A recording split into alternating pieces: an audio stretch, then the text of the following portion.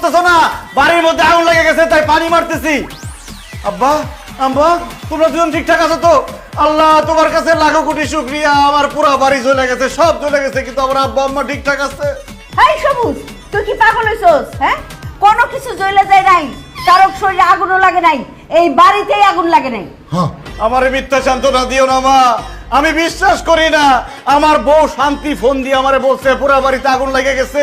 আমার বউ কই? সে কি বাইসা আছে নাকি আগুনে জ্বলে পুরো মরে গেছে? বাসার সবকিছু ঠিকঠাক আছে, আমিও ঠিক আছি, কিন্তু আগুন এখনো নিভে নাই, আগুন এখনো জ্বলতেছে। হ্যাঁ, বাসার তো সবকিছু ঠিকঠাক আছে, তাহলে আগুন লাগছে কোথায়? আগুন লাগছে আমার মনে।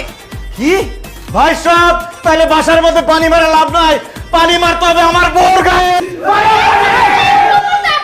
কেউ পানি মারবে না, মনের ভিতরে দাউ দাউ করে আগুন জ্বলতেছে, এইখানে পানি দিলে আগুন নিভে না, আগুন আরো দাউ দাউ করে জ্বলে। আমার মনে যে আগুন জ্বলতেছে, সে আগুনে জ্বলে আমাকে শেষ হয়ে যেতে দাও। চুপ করো, এতক্ষণে আমি বুঝছি